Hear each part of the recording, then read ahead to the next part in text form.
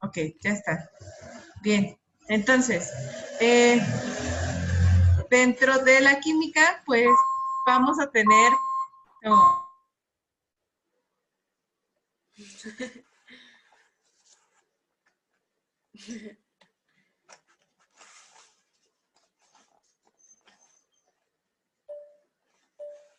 ok, bien, entonces, dentro de la química, para poder hablar de la química, ya hemos dicho que los átomos están establecidos en la tabla periódica y que tienen ciertas leyes la tabla periódica y también, pues, hemos hablado de que tienen algo que se llama electronegatividad, pero yo no recuerdo haberte mencionado los modelos atómicos ni cómo es que se compone el átomo. Entonces, ajá, te está dando un curso muy rápido. Vamos a tener que el átomo va a ser la parte más divisible de la materia y que va a estar compuesta por tres partículas. ¿Te acuerdas cuáles son esas tres partículas? No. Protón, Ah, electrón, sí, neutrón. sí, sí. Ajá, y entonces el protón, ¿qué carga tiene? El protón positiva Ujú, y el neutrón, es neutra, ¿no? ajá, y el electrón. Negativa. Ok, bien. ¿Cargas opuestas se atraen o se repelen? O sea, positivo y negativo. ¿Se atraen? Ujú. Cargas iguales se repelen. Bien, y entonces, partiendo de esa idea, bueno, no lo vayas a olvidar porque así se forman muchos compuestos, con cargas positivas y cargas negativas. Cuando hablamos un poquito acerca pues, de las teorías de ácido-base, pues que decían que se atraían, teníamos que se atraían o se repelían. Bien, entonces, el átomo va a tener esta estructura, que yo también recuerdo que eso sí lo medio comentamos, y va a tener varias formas de representarlo. Este modelo va a tener diferentes modelos o diferentes formas de explicarlo. Este que está aquí dibujado no es el modelo actual, pero se utiliza para fines didácticos. Todos los modelos los estudias tanto en la prepa como en la secundaria para ver cómo es que se van ordenando estas subpartículas. Y entonces, los átomos, así como tal, van a ser los elementos y las moléculas van a ser las uniones de estos átomos. De hecho, cuando nosotros hablamos de las biomoléculas, son las uniones de diferentes elementos que la conforman. O cuando yo hablaba sobre las enzimas y que tenían un sustrato, el sustrato también van a ser moléculas. Así nada más. Entonces van a estar compuestas por átomos. Bien. Y esto que yo también me acuerdo que no te lo comenté, acerca de los isótopos que teníamos, que eran elementos que tienen misma masa atómica, porque tienen misma cantidad de número atómico, perdón, tienen mismo número atómico que tienen electrones y protones iguales, pero sus neutrones son, pues, diferentes, tienen más neutrones en algunas ocasiones o pueden llegar a tener menos. Entonces, un isótopo, voy a tener que un elemento, en este caso el hidrógeno, va a tener cierta cantidad de electrones y de protones de manera normal. Cuando Sí. se le agrega neutrón es cuando cambia. Igual con el carbono, carbono 13 y carbono 14. El carbono 13 y el carbono 14 son isótopos radioactivos del carbono. El deuterio y el titrio son isótopos radioactivos del hidrógeno. ¿Por qué digo isótopos radioactivos? Porque es muy difícil formarlos de manera natural. Son en instantes. Sí los podemos tener, pero pues de manera natural es difícil. Nos sirven los isótopos para dos cosas. Aparte de que pues emiten mucha energía, de ahí también podemos obtener energía nuclear, por ejemplo, o también podemos obtener algunos que se utilizan para la determinación de alguna patología, como por ejemplo los isótopos radioactivos que se inyectan para realizar algún estudio. O sea, no carbono y el hidrógeno es que se van a inyectar, sino hay otros elementos que me parece que es el hierro y el yodo, si no mal recuerdo. Pero hay diferentes elementos que se inyectan en nuestro cuerpo que no a bajas concentraciones no nos hacen daño y que se unen a sitios específicos de nuestro cerebro porque son muy inestables y tienden a unirse a partes muy específicas y es así como tenemos imágenes, por ejemplo, de resonancia o imágenes de contraste tumoral, por ejemplo, porque pues nos aprovechamos de esto. De ahí el nombre y por qué los utilizamos. El carbono 14 se utiliza para determinar edad de fósiles, por ejemplo. El deuterio y el tritio, si no mal recuerdo, el deuterio es el que se llega a utilizar para energía nuclear junto con el cobalto y el... no recuerdo del otro, me voy a acordar en algún momento, pero de esos también se utiliza para energía nuclear.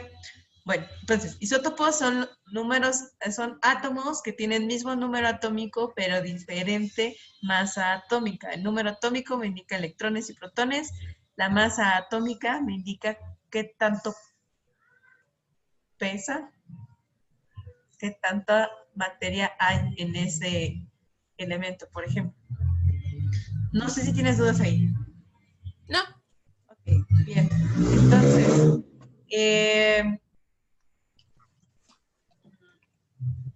y posteriormente, así como tenemos una teoría atómica, teoría biológica o teoría celular, también vamos a tener una teoría llamada teoría molecular.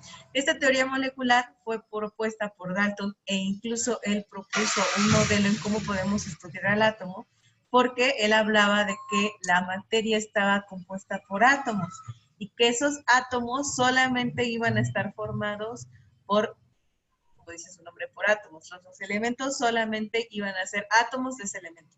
Es decir, los elementos del cloro iban a ser elementos solamente, los átomos del cloro iban a ser solamente los átomos del cloro. No iban a tener una combinación de átomos de bromo y átomos de oxígeno, porque entonces no iban a corresponder. Tenían que ser iguales entre sí, independientemente cómo estén unidos. También iban a ser idénticos. Entonces, la materia, si yo tenía agua, el átomo que conforma el agua, en este caso el oxígeno, iba a ser igual que el átomo que conformara al agua que está, por ejemplo, congelada, o al átomo que conforma a un ácido carboxílico, que sería un oxígeno, independientemente de que esté formada. Los oxígenos, independientemente de con quién se estén unidos, siempre van a ser iguales. Y también que los compuestos podrían estar formados por más de un átomo. Por ejemplo, el agua tiene 2 átomos de hidrógeno y 1 de oxígeno. Y entonces pueden ser cantidad. Y las moléculas también puedo tener n cantidad de átomos de diferentes elementos. Y estos siempre tienen que respetar el principio de conservación de la materia o el principio de conservación de la energía, que la materia no se crea ni se destruye, o la energía no se crea ni se destruye, solo se transforma. Siempre, siempre, siempre, para cualquier cosa que suceda en la naturaleza, en el universo, siempre tiene que, la energía que tú aportas es la energía que recibes. En las reacciones que yo puedo ver de químicas, en las reacciones metabólicas, para que yo obtenga energía tengo que hacer un aporte energético, es decir, inyectar ATP. Entonces, yo sé que nosotros podemos pensar, pues es que ahí ganamos más, pero no es eso, sino que aprovechamos la materia que las moléculas que nosotros nos estamos como comiendo, metabolizando, para obtener energía. Y más que nada es la transformación de esas moléculas que están en un orden, se transforman en otro para que yo obtenga energía. Todo pasa de esa manera. No sé si te quedó duda ahí. No. Ok, bien. Y entonces, la pregunta de qué es un átomo se trató de describir, de hecho todavía hasta el momento se está tratando de definir de manera correcta, no desde 1810, sino desde la época de los griegos, antes de 600 antes de Cristo. Demócrito fue el primero que habló acerca de una partícula que era indivisible, que era invisible y que era lo más pequeño que podías tener de la materia. Y a eso lo denominó átomo. Pasaron muchos siglos y hasta 1804 John Dalton empezó a decir, pues sí, pero puede que existan átomos que sean de diferente forma o de diferente naturaleza. Los átomos de cloro, los átomos de hidrógeno, los átomos de oxígeno. Pero pues no le dio algo tan definido, por eso no es tan importante su teoría. Y hablaba sobre una partícula indivisible, igual, pero esta iba a tener cierta carga, positiva, negativa, todavía no había algo escrito, pero decía que iba a tener cierta carga. Este es el modelo atómico que todo el mundo los menciona y que muchas veces se acuerdan, que es la teoría atómica de Thomson. No te van a preguntar los años, o en algún examen no te van a preguntar los años, solamente para que los ubiques, que este es el que asemejaba un modelo atómico como un pastel de frutas. Entonces, al centro iba a tener las cargas positivas, que eliminó protones, y los electrones iban a ser las cargas negativas, que iban a ser las pasas. Entonces, incluso puede ser como, bueno, ajá, este flan, lo que es como amarillo va a ser lo positivo y lo negativo son los electrones. Incluso viene una pregunta así como, ¿asemeja un modelo atómico de fruta, de un pastel de frutas? Es porque él literalmente cuando anunció ese postulado dijo eso. Ajá, sí. Y pues fue el primero en decir o nombrar acerca del electrón. Fue el primero en ponerle nombre. Y entonces eso, por eso es que se hizo relevante esta teoría. La segunda es la teoría de Rutherford, que muchas veces la vemos cuando buscamos átomo como dibujo o vector o en Google. Siempre nos aparece esta, que son como una especie de órbitas. Así como bueno, si alguna vez viste Jimmy Neutron, estoy pensando. Sí. Bueno, en Jimmy Neutron, pues que cuando pensabas, se hacía como más pequeño y veían los átomos cómo están girando, los electrones, y era de esta manera.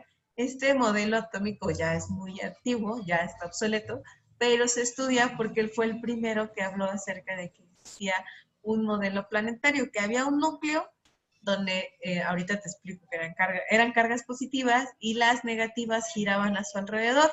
Hablaba de que había una nube densa de electrones que no estaban estáticos, como mencionaba Thomson. Y él hizo, es muy famoso un experimento que se llama experimento por rayos catódicos. Prácticamente tenía una lámpara y aquí tenía unos alambritos, y esos alambritos tenían carga. Entonces, cuando pasó la lámpara, la luz, como la luz está compuesta por electrones, y el alambrito tenía cierta carga, algunos se desviaban y otros sí pasaban. Entonces, se dio cuenta que los que tenían carga, el alambrito que tenía carga positiva, se pasaban derechito y otros saltaban. Y entonces, al haber desviaciones a través de esos alambritos que te comento, es cuando observó que efectivamente no podían ir todos juntos. Si fueran todos juntos, todos se habrían quedado pegados, pero como había cargas diferentes, hacía que se movieran en direcciones diferentes. Igual, no es como que la luz estuviera muy estudiada en ese momento, pero eso fue lo que pasó. Y bueno, acto de fe, y créeme que eso pasó. Entonces, igual, rayos catódicos. ¿Por qué lo estudiamos? Porque nos habló, o el primero, de proponer el modelo planetario. El tercero es el modelo atómico de Bohr, que ese es el que estoy segura que lo viste muchas veces en la escuela, y que incluso cuando dibujaban moléculas, los ponían así, bueno, que ponían esto, y ponían, bueno, aquí ponían sus electrones, y entonces voy a poner un oxígeno, que digo que esto es más o menos teoría de, no es cierto, regla de Lewis, pero pues tenía aquí, y ponían hasta los círculos y hacían que se unieran y formaban el enlace, pero hacían círculos, como si el átomo tuviera capas. Y entonces el modelo de Bohr nos habla acerca de que no son elipses como el que teníamos, sino son orbitales circulares. Y entonces fue el primero en ponerle matemáticas. El lenguaje de la ciencia son matemáticas. Entonces, si no hay matemáticas, no puedo decir 100% que se pueda comprobar todo, incluso la medicina se puede comprobar con matemáticas. Esto, desafortunadamente, pero sí. Y él empezó a decir que existían unos niveles de energía, porque hizo también un experimento Y en este experimento se dio cuenta, igual pasó la luz y demás, pero como que daba un brinquito. Se desviaba, pero daban un brinquito y luego salían hacia una dirección. Otro brinquito y se iban hacia otra dirección. Y entonces al observar que habían como una especie de brincos y saltos entre una dirección que tomaban y otra dirección, él lo denominó niveles de energía, porque pues es como que como los descansos de una escalera, descansas y subes la escalera. Bueno, para Bohr era exactamente lo mismo. Entonces, es por eso que también lo estudiamos, porque fue el primero en decir que había subniveles de energía. Bien, ¿no tienes dudas hasta aquí? No. Ok, entonces, ok. Ya los últimos, que estamos hablando de 1900, aquí pues el año, no, 1940, 1900, finales de la Segunda Guerra, principios, pues sí, finales de la Segunda Guerra Mundial, porque Strangler fue uno de los científicos que trabajó con la creación de la bomba atómica. Y vas a ver por qué. Porque, primero, Sommerfeld hablaba de que sí, eran orbitales de energía y que sí, había subniveles de energía, pero estos subniveles de energía estaban deformados y no eran ni planetarios ni elípticos, sino eran como unas elipses, así como deformes. Y podíamos hablar acerca de ondas de energía, como que él también se empezó a manejar un poco y empezó a hablar sobre ondas de energía y todo lo que contempla onda, la longitud, la amplitud, qué tan fuerte va a pasar, qué tan rápido y demás. Y Stroninger continuó trabajando con esto, pero él empezó a hablar acerca de que los átomos pues no estaban lejos de las leyes físicas, a pesar de que eran partículas muy, muy pequeñitas, tenían que estar sujetos a las leyes físicas. Y entonces empezó a considerarlos como o el comportamiento en función a la física, mecánica clásica y mecánica moderna. Mecánica muy clásica, física clásica y física moderna. En este caso, la física moderna y la de Einstein, y empezó a hablar sobre que el movimiento de los electrones era dependiente de la expansión del universo y también que los orbitales iban a tener forma dependiendo de la energía del átomo. Y entonces cada elemento de la tabla periódica iba a tener diferentes niveles de energía, diferentes formas de los orbitales. Esto hasta la fecha se sigue utilizando, las formas de los orbitales. El famoso SPDF, esos son los niveles, las formas que tienen los orbitales. Y no es de que el átomo, perdón, el electrón esté viajando, o aquí sigue, el núcleo sigue siendo el centro, que esté viajando así, como si fuera alrededor en forma de círculo. Y que este esté viajando así en forma de, pues como de 8, sino simplemente que el electrón se está moviendo por todos los planos posibles. Y empieza a hablar sobre cuatro dimensiones,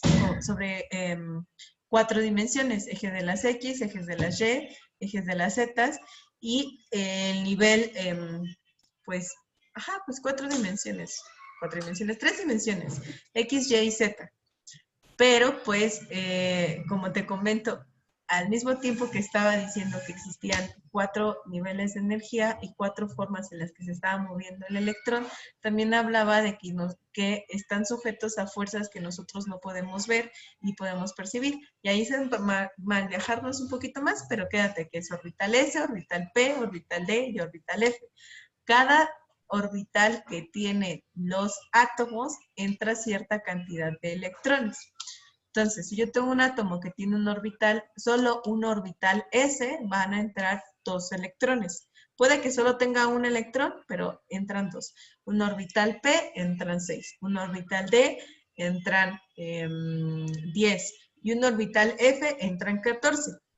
Y siempre van a estar girando con ciertas reglas, porque él empezaron a escribir las reglas de la química cuántica, la fusión de la física y la química, y te digo que es un poquito de mal viajarse, pero hablaban sobre la energía que despiden, la velocidad con la que se mueven, la frecuencia, si es que viajan en una frecuencia, si es que llegan a tener fuerzas dentro de estos electrones que van girando y demás, que te digo que es un poquito más alocado. Bueno, cada uno de estas nos habla de, bueno, todo esto es en general de las teorías atómicas, de los modelos atómicos que nosotros necesitamos estudiar para poder comprender cómo se comporta un átomo. Independientemente de quién sea el modelo, todos los átomos se comportan de cierta manera conforme a los diferentes modelos. A pesar de que el modelo de Demócrito ya es súper antiguo y ya se desechó, pues sí sigue siendo un átomo algo difícil. No lo podemos ver a simple vista. El modelo de Dalton, pues sí, efectivamente sí tiene cargas. El de Thomson, cargas positivas y negativas se pueden atraer. No es de esa manera, pero se atraen. El de Rutherford sí están girando alrededor de un núcleo. Y el de Bohr, pues sí, también hay subniveles de energía. No, tal vez no de la manera como él lo corrigió, pero sí hay subniveles.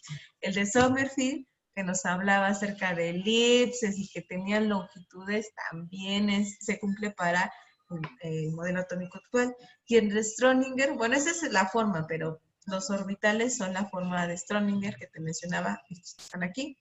Se utilizan para hablar acerca de los comportamientos de las moléculas. Bien, entonces, el modelo atómico actual es que por medio de orbitales, y los orbitales no van a ser algo definido, sino es la probabilidad que nosotros tenemos de encontrar al electrón. ¿Qué tan fácil puedo hacer donde yo los pueda llegar a ubicar? Y dependiendo de dónde los pueda llegar a ubicar, se cree que puede ser la reactividad de un átomo. Y entonces, el núcleo van a ser, o se van a concentrar en las cargas positivas, los protones. ¿Alguna vez has pasado por una nube de mosquitos? No. Ok, bueno, qué bueno. Si alguna vez te toca, no es que pase, sino como que se te acercan o muchos animalitos, bichitos, Sí. pues eso sí te ha pasado. No que tú Sí. digas, bueno. Entonces, se te acercan y incluso son tantos que hasta se te empiezan a tocar la cara o a veces no sabes ni cuántos son porque te tocan muy rápido todos. Bueno, eso pasa con los electrones. Tocan o viajan tan rápido que ni siquiera se pueden encontrar en un punto exacto. Entonces, por eso en el modelo atómico hablamos sobre la probabilidad en donde se puede llegar a encontrar un electrón. Es más fácil encontrar dos electrones en un orbital S que encontrar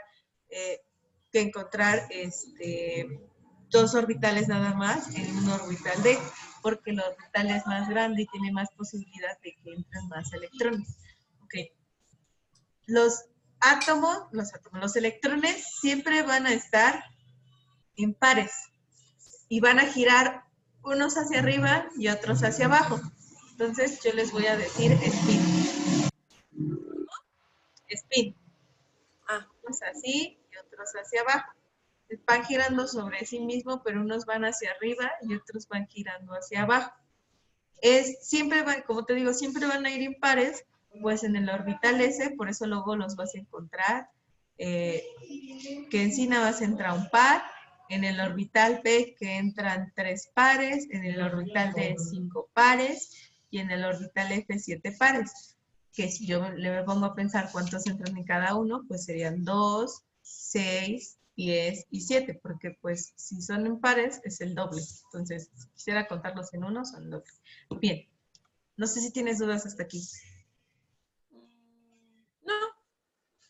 Ok, bien, entonces esta parte es más fácil porque pues solo es esto. Bueno, aquí hay una tabla periódica, ya hemos hablado. ¿Te acuerdas entonces qué era la electronegatividad?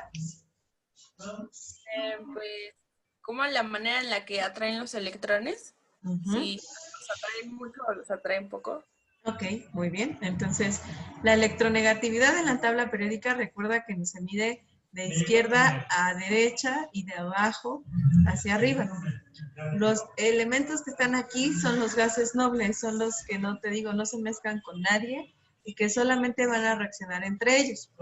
Cuando nosotros quisiéramos combinar helio con, por ejemplo, calcio, no se puede, porque estos ya son muy estables.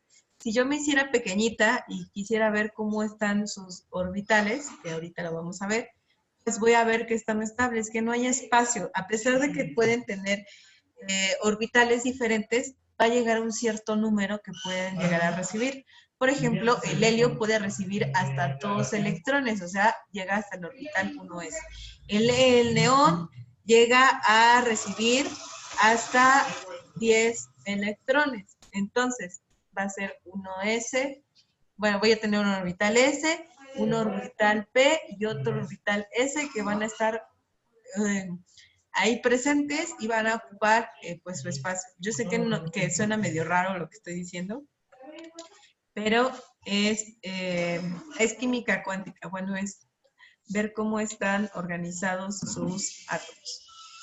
Por eso es que nos marcan una columna muy importante. La forma en que vamos a ir distribuyendo la tabla periódica, yo me acuerdo que habíamos hablado un poquito de esto. Era en torno a... Ahorita que cargue mi aplicación de la tabla periódica. Sí.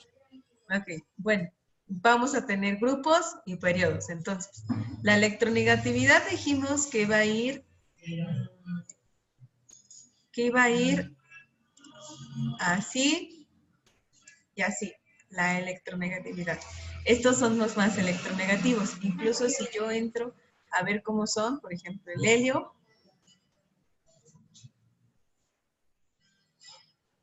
así en el modelo atómico de Bohr, así se van a ver, por eso lo seguimos utilizando.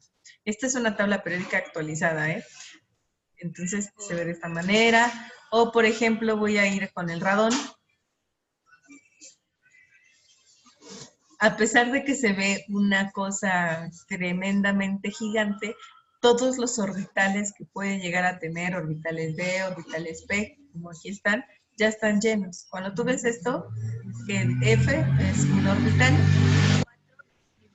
4 todavía no lo vemos, pero 4, igual, F, 4 es un nivel de energía, y 14 es la cantidad de electrones que están en este orbital.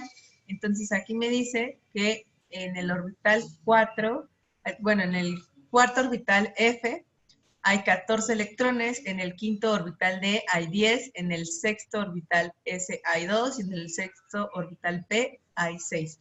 Está completamente lleno, entonces es por eso que lo hablamos como gas noble, gas inerte, ajá. ¿Y qué pasa cuando se llena mucho? Bueno, cuando ya no caben los electrones. Ok, cuando ya no caben los electrones, ya está estable el átomo y ya no se va a combinar ni reaccionar con nadie. Eso es lo que le pasa a los gases nobles. Como ya están llenos, solamente se pueden mezclar con alguien que sea igual a él, porque ya ni siquiera se van a compartir, solamente van a estar juntos porque ya están completamente felices. Entonces el neón, el helio, el neón, el argón, el criptón, el xenón, el radón suelen estar, suelen estar, no suelen, están en gas, por eso se llaman gas noble, y están juntitos, o sea, voy a encontrar esto de manera natural. Bueno, entre comillas. Aquí es un 2. O voy a encontrar esto. Como cuando yo inflo mis globos, están así. Y no están compartiendo electrones, simplemente están juntos, porque pues son afines. Ok, entonces, esta es una forma de escribir gas. Ahora viene otro grupo que es importante, estos que están acá, que son los halógenos. El fracio, el cloro, el bromo, el yodo y el astato suelen estar en estado gaseoso. Digo, de manera natural. Vas a encontrar, por ejemplo, el flúor, así, o el cloro, así, o el bromo, así. Cuando tengo un elemento que digo que es elemento molecular, por ejemplo, cloro molecular, bromo molecular, yodo molecular, me refiero a esto. El mismo elemento unido a otro elemento de la misma naturaleza. Estos son muy electronegativos y estos no tienen, como todos los que están aquí, de los gases nobles hacia acá, todos les faltan electrones para ser estables. Por eso es que forman enlaces. Yo formo un enlace para tener como, ¿cómo ponerlo? Ajá. Todo el pueblo necesita trabajar para poder, pues, tener dinero para poder sobrevivir, comida, bienes y demás. Unos tienen más capacidad de tener más dinero y otros menos. Y hay otros, como por ejemplo, la reina Isabel, que no necesita trabajar, simplemente por el hecho de existir, tiene derecho a riquezas y es una de las mujeres más ricas del mundo. Eso es un gas noble. Ella es un neón, por ejemplo. El cloro podría ser la princesa Diana, pero, digo, podría ser, pero sí necesita o sí necesitó hacer labor. Bueno, es que no sé si sabes quién es la princesa Diana. Supongo que sí, porque ya se está poniendo de moda otra vez. Lady Sí. Di. Ok, bien, entonces, es cloro, porque a pesar de que es un elemento muy guapo, muy electronegativo, sí necesitó, pues, en su momento trabajar para que fuera considerada una persona noble. Entonces, cuando tengo eso, la mayoría de esos elementos los voy a llamar moleculares, unidos a alguien igual. Un oxígeno también lo puedo tener en oxígeno molecular. Espera un tantito. Es que estoy sola y creo que están tocando. Ok. Tantito.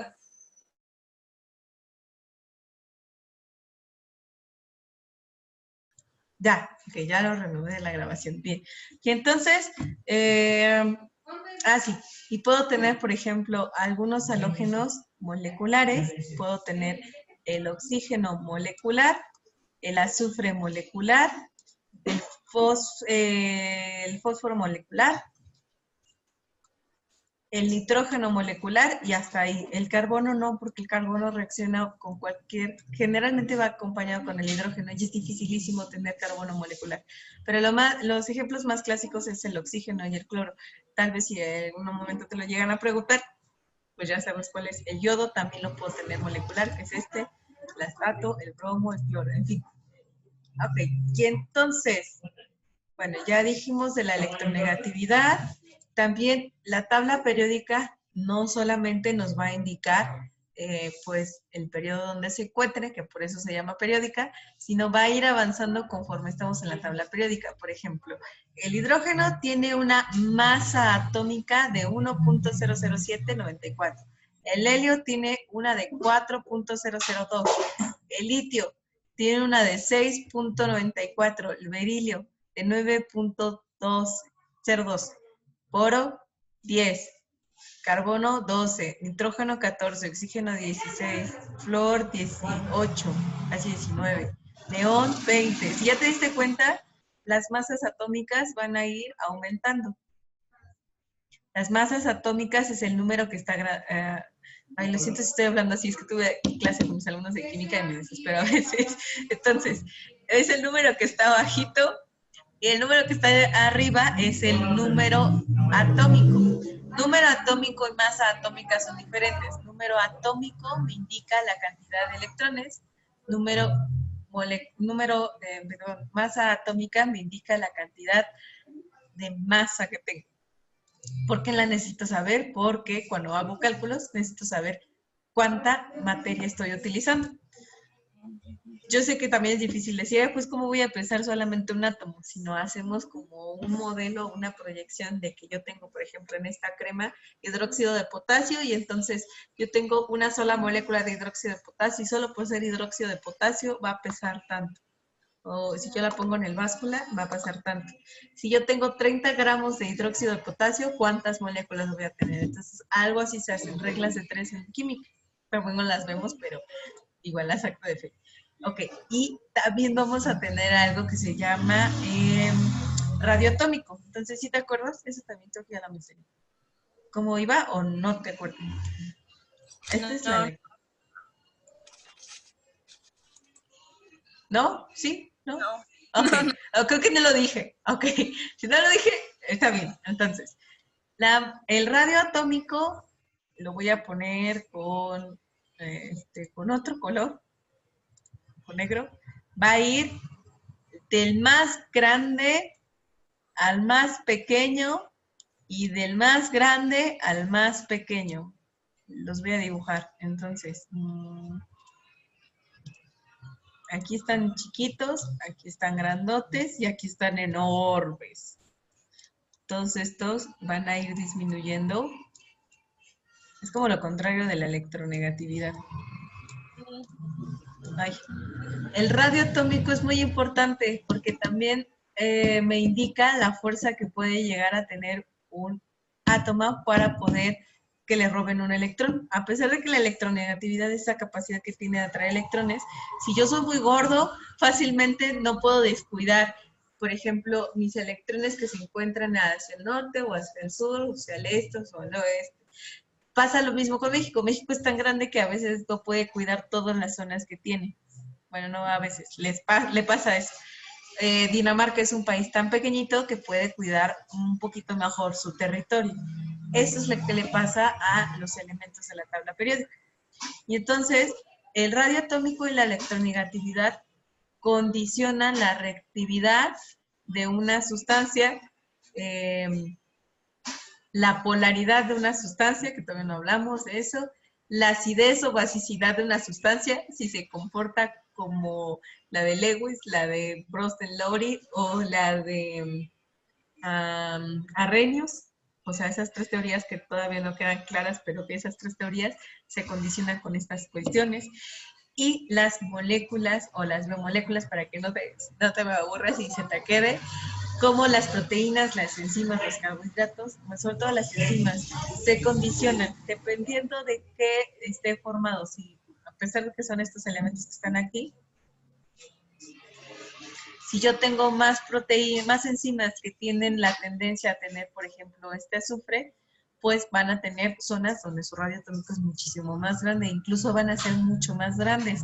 Y si yo me fijo en el azufre, pues va a ser un elemento muy pesado a comparación, bueno, con muchísima masa a comparación del oxígeno. Eso hace que determine la reactividad, si es más rápido o no la enzima, o incluso si es más estable en función a la temperatura. Por eso la temperatura nos afecta bastante, porque como si soy más gordo y más gordo y más pesado, pues es más difícil de que me puedan llegar a mover, como cuando los jugadores de fútbol americano los empujan. Si son más pesados, pues tienen más posibilidad de aguantar los golpes. Bueno, con nosotros pasa lo mismo.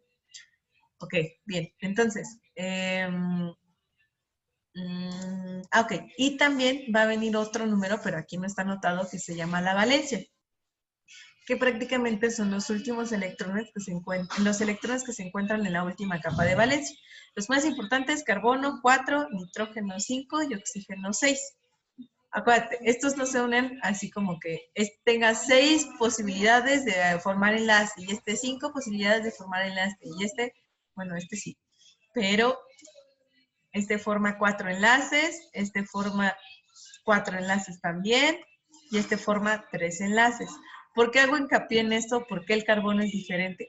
Porque el carbono es como dirá su nombre, es muy fregón, como en lugar de decir carbono en la otra palabra, entonces es tan fregón que puede llegar a, es un chiste muy malo, se puede llegar a combinar, o sus orbitales pueden llegarse a combinar de tal manera que puede, por ejemplo, es como, yo tengo aquí en este estuche, tengo todos estos compartimientos para guardar cosas. Entonces tengo y tengo mi tapa de la crema.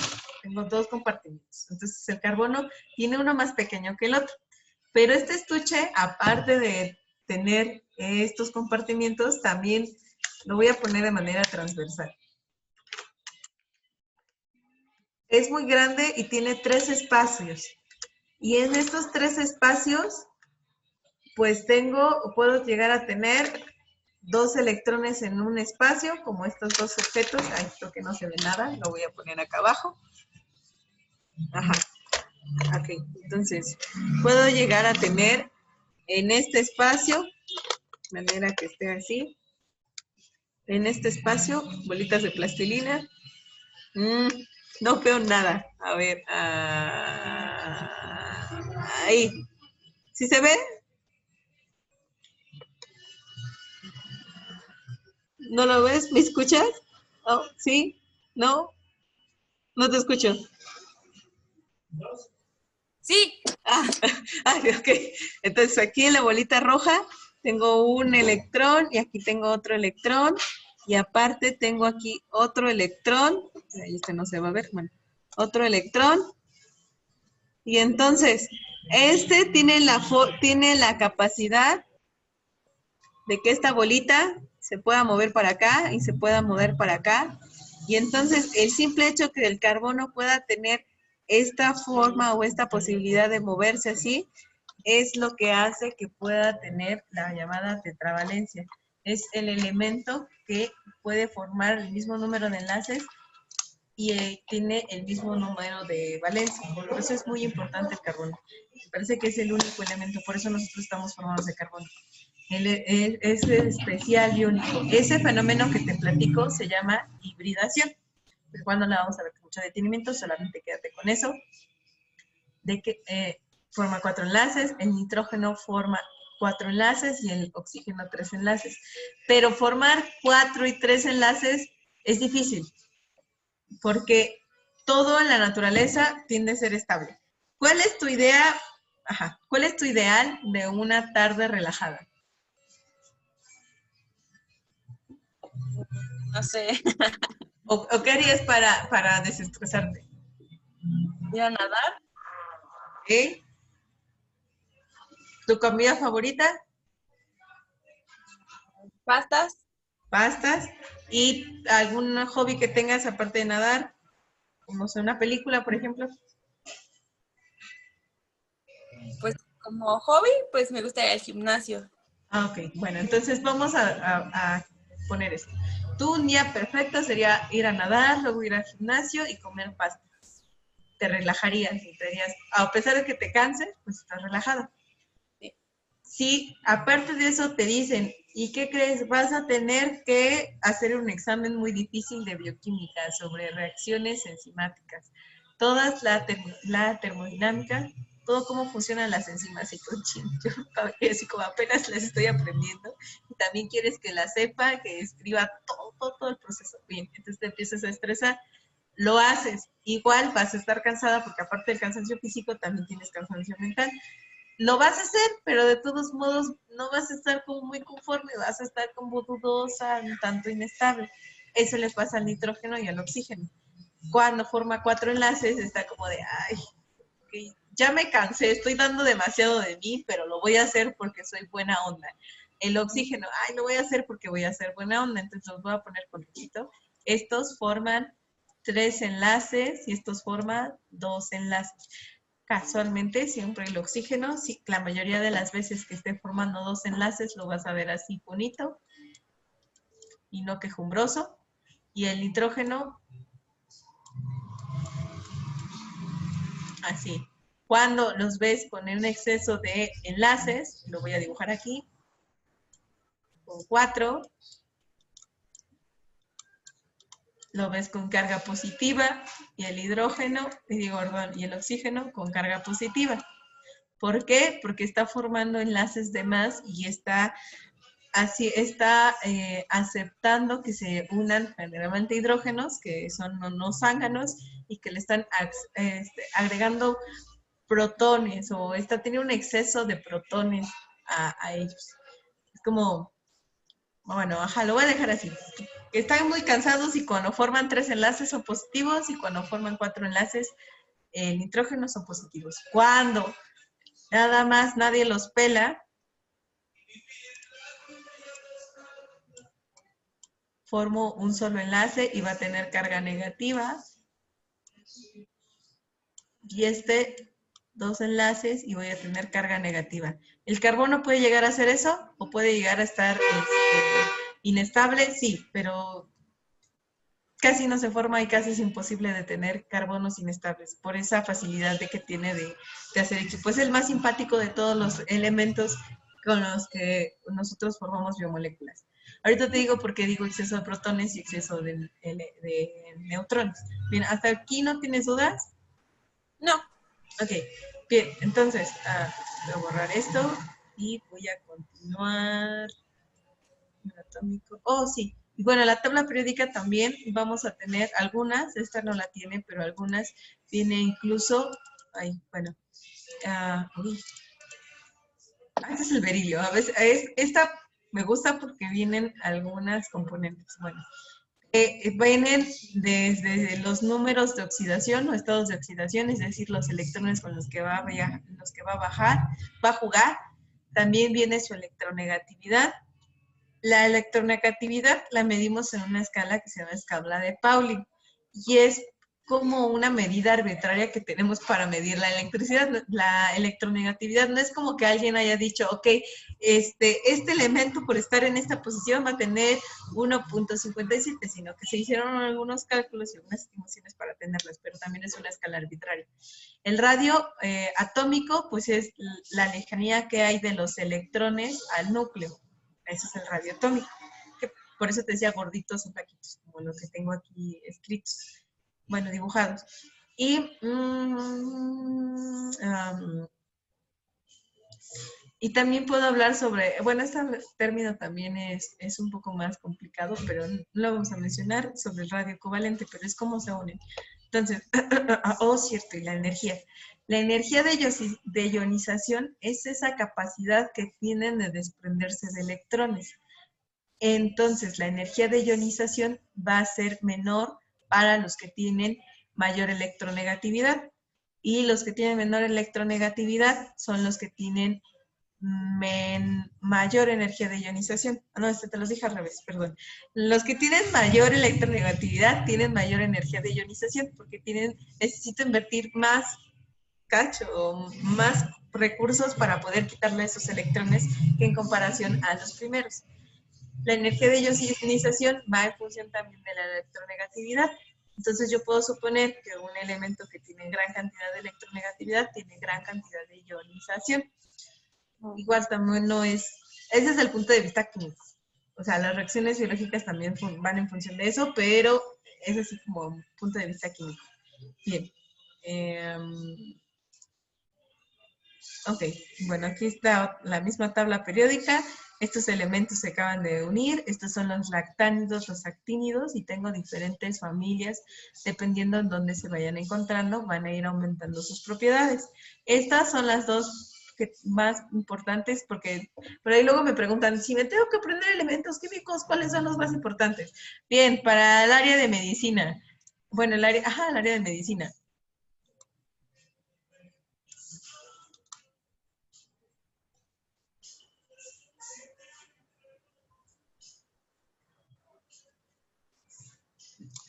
Aluminio,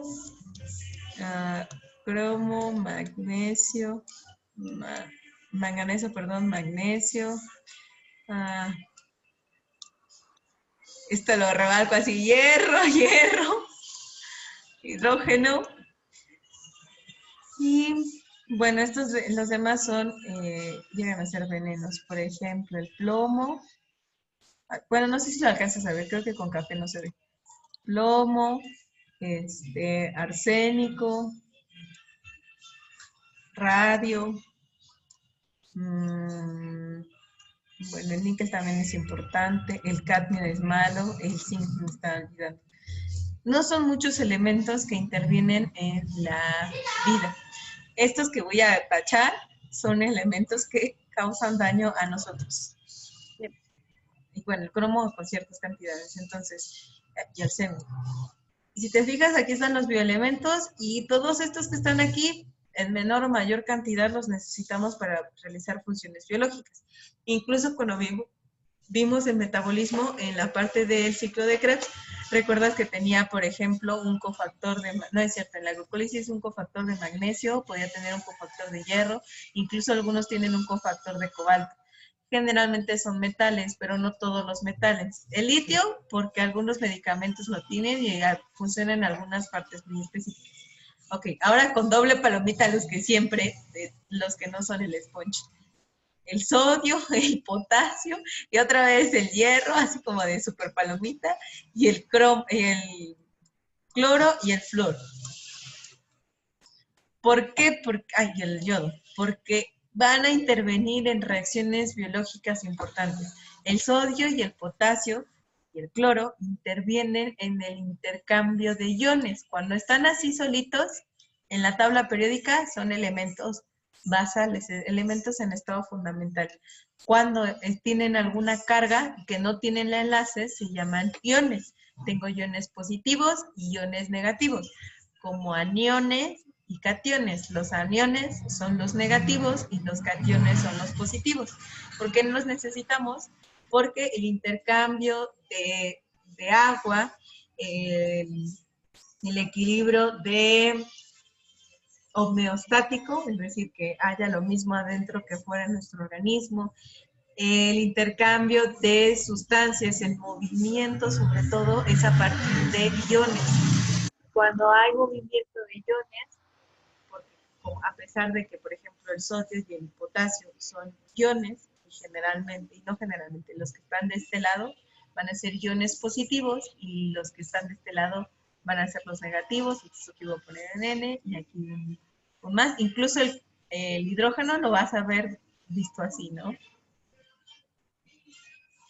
Porque van a estar ahí. Entonces, como estos iones son positivos y esto, el cloro, suele acompañar al sodio y al potasio, que son de fitos, bueno, hay un efecto que se llama potencial de membrana. Cuando nosotros nos movemos prácticamente a través de la membrana, hay intercambio de sodio, de potasio, o de cloro y potasio, o de cloro y sodio.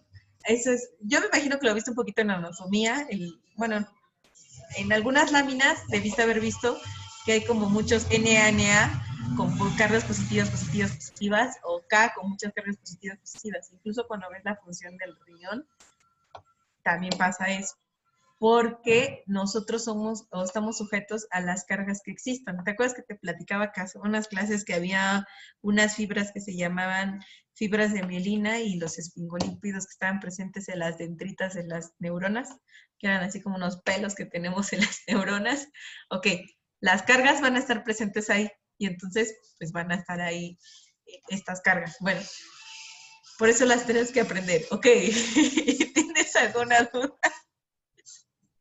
¿Sí? ¿No? Ok, ¿alguna pregunta? ¿No? Ok, bien, entonces, ahora sí ya, voy a pasarme a la siguiente diapositiva. Y, bueno, aquí están, que te digo que están agrupados en grupos, periodos, y se llama la ley de la periodicidad porque va aumentando conforme voy pasando una familia, un grupo, un periodo, bueno, una familia o un periodo, exactamente lo mismo, que es lo que te decía. Si me muevo de manera horizontal, voy a ir aumentando la electronegatividad. Si me muevo de manera vertical, también aumento la electronegatividad o disminuyo el radio atómico. Por eso se llama periódica, porque conforme me paso, aumenta algo. Los elementos más reactivos son los que están hasta abajo y los elementos menos reactivos son los que están hasta arriba. Eso es por su radio atómico. Los más abundantes en la naturaleza son los que están arriba y los que están abajo casi nunca están, al menos los últimos 6, yo diría, son prácticamente creación de manera artificial y han durado o se consideran elementos porque han estado, ¿qué será? 5 segundos, 0.05 segundos, literalmente. Son nuevos, bueno. Entonces, como te decía, número atómico. ¿Y eso? ¿Qué pasó? Digo que eso para qué se usan los artificiales. ¿Los lactánidos y lactínidos? ¿O cuáles?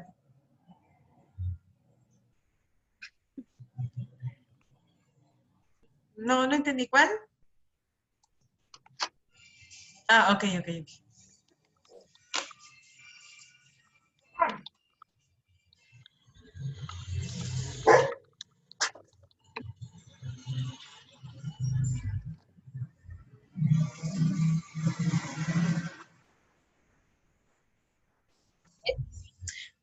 Ya. Surgen que cuando se está tratando de encontrar cuando se quiere dividir un electrón o cuando se quiere formar la materia. Entonces suelen surgir de esa manera, o cuando se está tratando de separar un electrón. Entonces, la pregunta ahorita es, ¿yo puedo separar un electrón? Y es porque llegan a surgir esos elementos. Por ejemplo, tengo el xenón, yo lo trato de separar sus átomos y es como cuando tengo una red y estoy tratando de desenrollar mis audífonos y de repente ya se hizo otra bola y no sé de dónde salió y es una bola nueva y única, como las luces de Navidad, que yo las estoy tratando de desenrollar. Bueno, eso pasa con los elementos nuevos. Trato de separar o trato de modificar los que ya existen y creo otros que no existían. Hasta el momento solamente los conocemos algunos de manera artificial, pero no sabemos si en otros planetas existan, que yo creo que sí. Que existan más elementos, sí. Eso es, sí, eso también creo. Hasta ahorita son todos los que se conocen del universo. Ok, bien, entonces, bueno, y como te decía, la masa atómica pues prácticamente es la suma de protones, neutrones y no voy a decir electrones porque no es lo mismo un hidrógeno que tiene un electrón a que tiene nulo electrón. Pero todos, independientemente de cómo estén unidos, van a tener una masa por solo ser esos átomos, siempre y cuando no sean isótopos. En este caso, el hidrógeno, al que esté unido al agua, siempre va a ser 1.0078, siempre. El oxígeno que está unido al ácido carboxílico o al heteroátomo o a algún colesterol, siempre va a ser su masa de ese átomo, de un solo átomo de oxígeno, 15.998. Entonces, siempre, siempre, siempre, siempre se va a respetar eso. O un átomo de oxígeno que tiene carga negativa, su masa es de 15.99. Y es porque es la suma de protones y neutrones, por eso cambia con los isótopos. Y se puede representar con la letra A. No se utiliza tanto, pero sí se puede llegar a representar de esa manera. El número atómico con número Z. Aquí puse teoría atómica para que nunca vayas a tener o pensar que cada número atómico, bueno, las partículas que tienen los átomos son diferentes, sino corresponden a átomos diferentes. Un electrón de un boro se cree que es igual a un electrón que el yodo, por ejemplo, o que el oxígeno o que el hidrógeno, solamente que está unido de manera diferente. Cuando digo que un elemento está en estado basal, o en estado fundamental, o en estado elemental, significa que no ha reaccionado con nadie, que no está unido con nadie, que es puro y casto, así, antes de cualquier relación tóxica, antes de cualquier trato tóxico, es lo más chido que hay.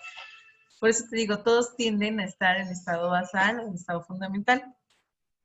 Y bueno, entonces, por eso es eso. Bueno, esta es la escala de Pauling. Ya esta es una tabla periódica muy vieja, pero fue la imagen que llegué a encontrar. No la llegas a utilizar en medicina, solamente los químicos la utilizan para hablar sobre la distancia entre los enlaces, porque nos ayuda a medir la distancia de los enlaces. Medimos su distancia porque también podemos hablar de qué tan rápido va a ser de que pueda reaccionar. La reactividad de una sustancia la puedo medir en función a sus propiedades físicas y sus propiedades químicas. La distancia que hay entre un átomo y un átomo se llama propiedad química y es prácticamente pues esa diferencia que hay en los enlaces. Y, ok, entonces la valencia son los últimos electrones que se encuentran en el último orbital y el número de oxidación, por eso te decía que son con los que juega el átomo. Bien, también yo sé que esta tabla periódica es vieja, pero a pesar de que aquí no vienen los nombres completos, no es tan vieja, tendrá como 2 años, no es cierto, ya 3 años, bueno, 3 años, igual se siguen agrupando de la misma manera. Estos elementos solamente cambiaron ya de nombre, pero siguen siendo los mismos. Vamos a tener que en la primera columna son orbital, su último orbital va a ser S, en la segunda, en los de medio, su último orbital va a ser D, y en la otra, su último orbital va a ser P, y en los lactánidos y los actínidos, que son los que están separados, que también se llaman tierras raras, porque son elementos que no se comportan de manera usual como nosotros, van a tener orbital F. Yo puedo tener un elemento, por ejemplo, el telurio o el yodo, que tenga orbitales F, orbitales D u orbitales S, y no importa que que pertenezca a la columna P. Me refiero más que nada a hasta dónde va a terminar. Como si fuera una capa de cebolla de Shrek, ¿qué forma va a tener esa última capa de cebolla? Bien, ok. Entonces, en esta parte va a tardar un poquito más, pero lo que estamos hablando ahorita, estamos sentando los principios del principio de exclusión de Pauli. Las cosas que les ponían a hacer los profesores que decía 1S2, 2S2, 2P2, 2P36, y luego incluso viste que en la tabla periódica tenía como por ejemplo un criptón o el símbolo encerrado entre corchetes y ¿lo viste, chico? No, te lo puedo mostrar. Ah, que si habías visto que, por ejemplo, cuando escribo configuración electrónica y tengo esto, helio y tengo un 2S2, o me voy con otro elemento más pesado. Bueno, con más masa. Ajá, ¿sí, no? ¿Cómo se van acomodando así? Ándale, no sé si tienes dudas con esos. ¿Sí? Es como se van acomodando, ¿no? Cómo se van distribuyendo los electrones exactamente. Pero esto se encierra porque es como omitir la configuración electrónica del radón. Todos los elementos se quieren pasar a su gas noble más próximo, por eso se utilizan de referencia. Pero sí, aquí están las flechitas de configuración electrónica. Yo las puedo anotar de esa manera, 1S2, 2S2, 2P2, 2 o 3S2, 4S2, cuestiones así. Lo estoy diciendo de manera arbitraria, o también lo puedo ir acomponiendo de información en forma de su spin. Y entonces los spines, es decir, las direcciones que toman sus electrones, no, primero van a ir hacia arriba y después van a ir hacia abajo. Yo no puedo llenarlas así, ni puedo llenarlas así. Creo que eso, no sé si te hace difícil. No me quiero, ¿no? Ok. Ándale, es Homero. Sí. Ok, bueno, entonces te voy a dejar unos para ver cómo los resuelves. Y pues puedes hacer la configuración electrónica del cloro. Bueno, aquí tengo una animación del cloro, del silicio y del magnesio. ¿Puede quedar de tarea? ¿Cuál es? Cloro, magnesio y silicio.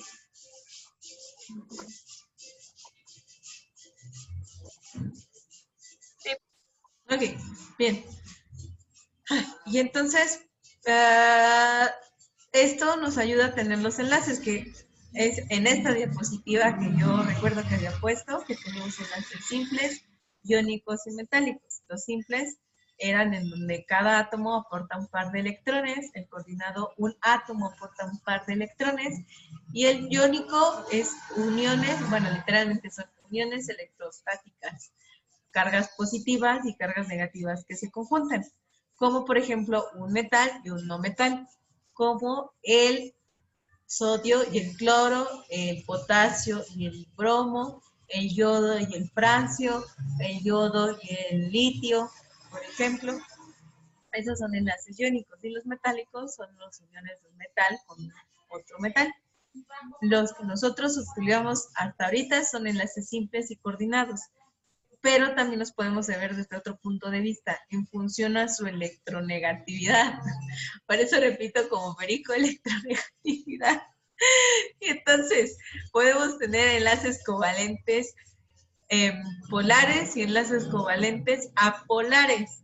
Y los enlaces covalentes polares son los que hay una cierta tendencia de tener cierta electronegatividad, y los no polares no hay gran cantidad de diferencia a tener polaridad.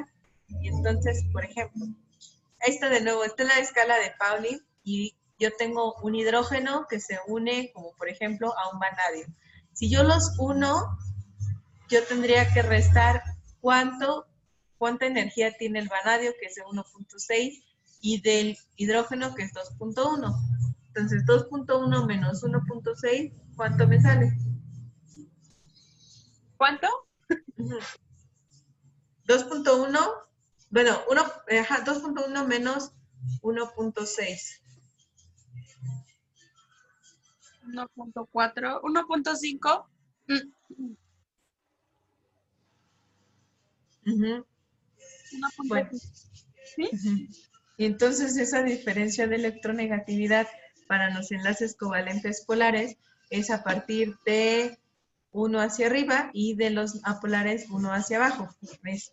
Cuando hay una gran cantidad de electronegatividad, dijimos que tendríamos un enlace covalente polar. Cuando tenemos poca cantidad o poca diferencia de electronegatividad, decimos que tenemos un enlace covalente polar.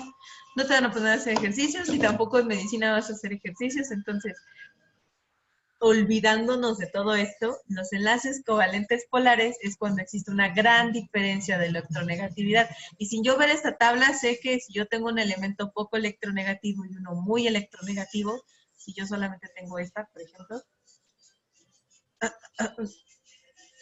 ay, si yo tengo solamente esta, si yo tengo un bromo y un potasio, yo sé que, no, bueno, no un potasio, un carbono y un potasio, por ejemplo, un carbono y un cesio, yo sé porque en la posición en la que están unidos, simplemente por estar unidos, posicionados en esa parte de la tabla periódica, yo sé que tienen una diferencia de electronegatividad bastante grande. Aparte de que, yo te digo, el cesio y el carbono cuando se unen van a formar un enlace covalente. Están compartiendo electrones los dos.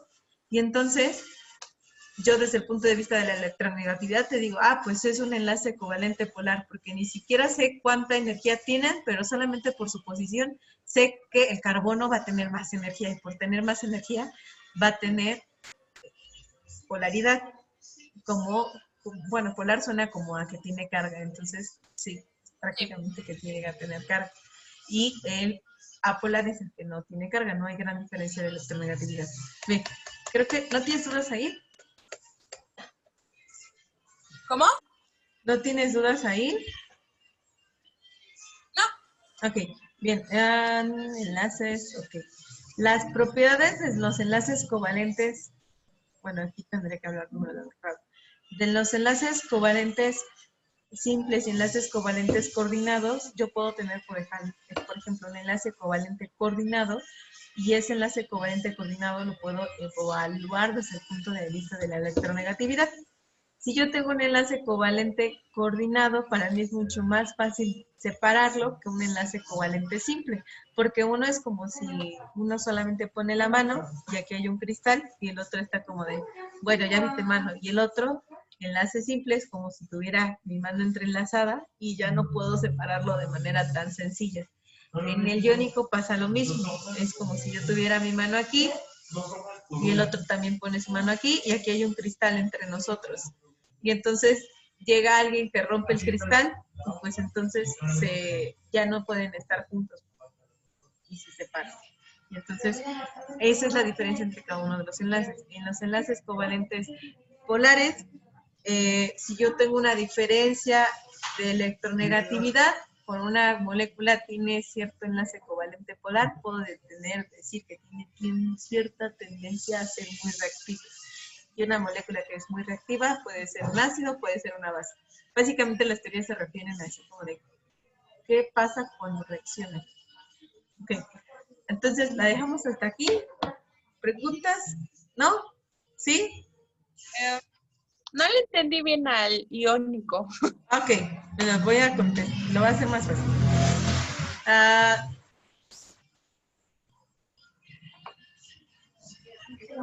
Hay dos personas que se gustan. Siempre es eso. Hay dos personas que se gustan. Una persona pues es muy buena onda, es agradable, incluso le va bien en la escuela, es popular, no es feo. Y la otra persona pues como que sí está medio feito. O sea, bueno, como que pues ahí está, se deja llevar con quien sea. La persona que sí que es muy buena onda, está muy guapo, es muy electronegativa. Esa, como tiene mucha capacidad de atraer electrones, muchas veces, pues como tiene esa capacidad, también tiene, y es buena onda, pues puede llegar a tener cierta carga. irónicamente, en su vida es muy negativo, nunca voy a conocer el amor, nunca y nada. Y la otra persona que es muy X, pues sí, dice, ay, sí voy a conocer el amor. Entonces, el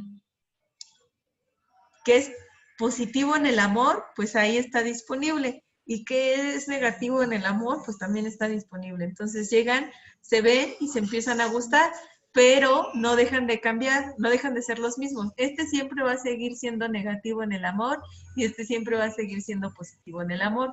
Cuando están aquí, pues van a estar unidos porque van a tener fuerzas imaginarias entre ellos, pero no se van a tocar porque no están dispuestos a cambiar su punto de vista.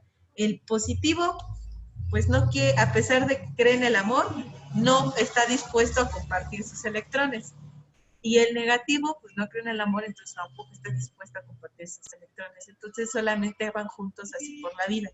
Cuando llega alguien, como por ejemplo un tóxico, la tóxica que empieza a meter cizaña en la relación, es decir, la temperatura, se separan y siguen conservando sus electrones, pero les decimos que tienen carga. Este sigue siendo positivo en el amor y este sigue siendo negativo en el amor.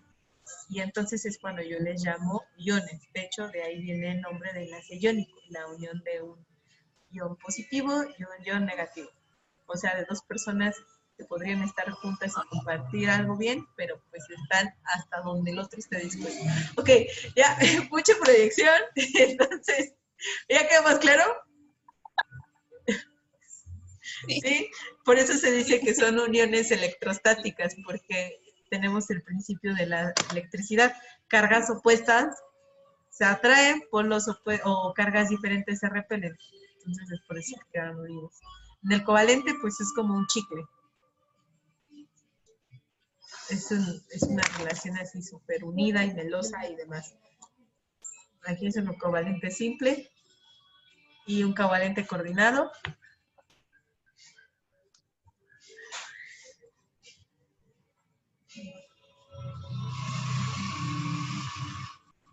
Este tiene el espacio, perdón, ay, entonces, este tiene el espacio y este aporta los electrones.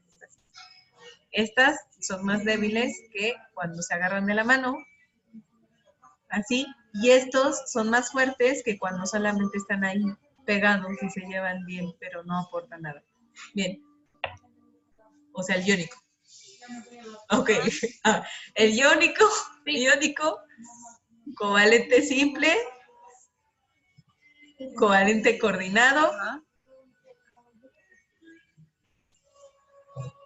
No he mencionado metálico porque esa es otra historia, pero para lo que nos interesa es de esta manera, así. Y ya. Así están los enlaces. Ok, ¿alguna duda ahora sí? ¿No? ¿Quieres que más claro? Ok, bien. Entonces voy a esperar que se convierta esto y nos vemos. ¿Qué me dices? ¿Cuánto? Y ya. Voy a esperar.